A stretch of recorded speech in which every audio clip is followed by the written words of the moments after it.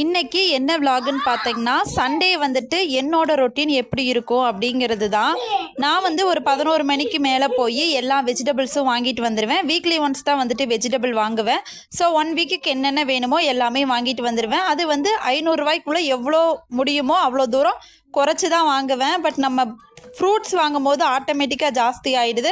And எல்லாத்தையும் வாங்கிட்டு வந்ததுக்கப்புறம் ஃப்ரிட்ஜில் ஸ்டோர் பண்ணிடுவேன். என்னோடய ஃப்ரிட்ஜில் கஜகஜன் எதுவுமே இருக்காதுங்க. காய்கறி, சத்து மாவு, அதுக்கப்புறம் முருங்கைப்பொடி, இது மட்டும்தான் இருக்கும்.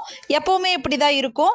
அதுக்கப்புறம் பனானாவே எடுத்து வெளியே ஸ்டோர் பண்ணியாச்சு. வாழைப்பழத்தை எப்போவுமே ஃப்ரிட்ஜில் ஸ்டோர் பண்ணிடாதீங்க. அதுக்கப்புறம் தக்காளி, அதையுமே ஃப்ரிட்ஜில் ஸ்டோர் பண்ணாதீங்க. காய்கறி வந்துட்டு வாடிரும் அப்படிங்கிறத மட்டும் ஃப்ரிட்ஜில் ஸ்டோர் பண்ணுங்கள். அதுக்கப்புறமா இன்றைக்கி வந்து நான்வெஜ்ஜு காடைக்குழம்பு வைக்கலான்னு சொல்லிட்டு அதுக்கு வந்து வெங்காயம், தக்காளி, வெள்ளைப்பூண்டு, இஞ்சி இது எல்லாமே ரெடி பண்ணி காடைக்குழம்பும் அங்கே ஒரு பக்கம் ரெடி ஆகிட்டு இருக்க நான் இன்னொரு பக்கம் வந்துட்டு கிச்சனே வந்துட்டு சைட் பை சைடாக க்ளீன் பண்ண ஆரம்பிச்சிட்டேன். ஏன்னா அப்போ தான் சாப்பிட்டு முடிச்சதுக்கப்புறம் நம்ம கொஞ்சமாக க்ளீன் பண்ண வேண்டிய தேவைகள் இருக்கும். இல்லைன்னா ரொம்ப ஜாஸ்தி ஆயிரும், டைமிங்கும் ஜாஸ்தி ஆயிரும்.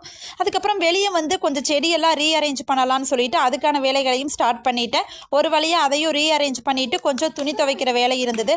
அதையுமே துவைச்சிட்டு வந்ததுக்கப்புறம் தம்பி வந்துட்டு இப்போ ஃபோன் வந்து கம்மியாக தான் பார்க்குறான். பார்க்கவே இல்லை அப்படின்னு சொல்ல முடியாது, சம்டைம்ஸ் பார்க்குறான். ஸோ அதனால் வந்து அவனையும் கூடவே வச்சுக்கிட்டு பாத்திரத்தையும் கழுவிட்டு இருக்கேன்.